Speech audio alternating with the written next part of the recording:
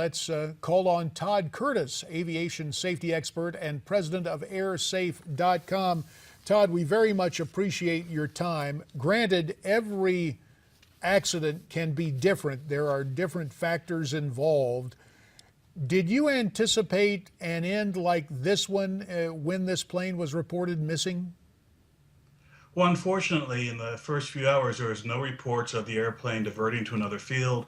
There were no emergency messages indicating that the crew was trying to have some sort of controlled landing. So unfortunately, I was afraid that when I first heard about this, that it would end up being a crash either on land or at sea. Todd, how important is it to recover that fuselage? Depends on what the nature of the event was. Of course, they have both of the black boxes. They've already read out the flight data recorder, and they'll soon do that with the cockpit voice recorder. If it indicates that it is something that doesn't have to do with the aircraft, that is, for example, if it indicates there was a decision situation in the cockpit that led to the crash, then it may not be necessary to recover wreckage. But if it turns out there's some sort of mechanical or system failure, they may have to go to great lengths to get the wreckage from the bottom of the ocean. So wreckage recovery is one thing. We understand, Todd, that those black boxes now have been recovered.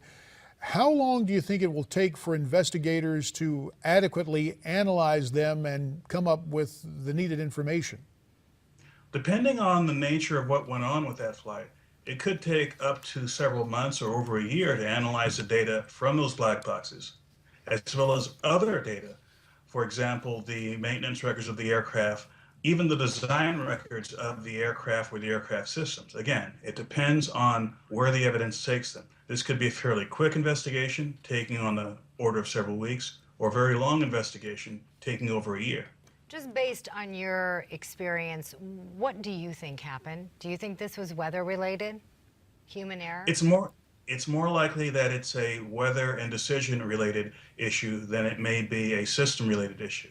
I say this in part because the A320, which has been flying for several decades, has tens of millions of flight hours of experience.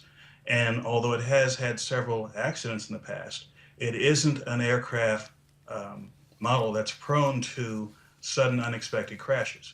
I suspect that if something did happen to this aircraft, it may not be something exotic. It may be something that's fairly well understood.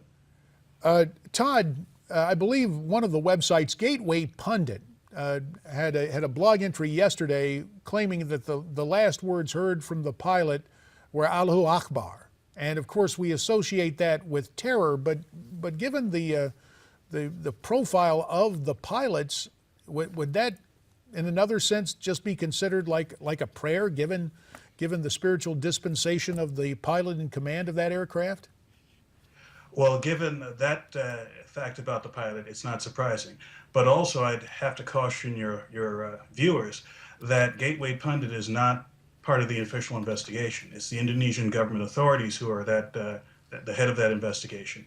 And unless and until they release a transcript of the cockpit voice recorder, I would take any other purported sayings from the cockpit with a huge grain of salt.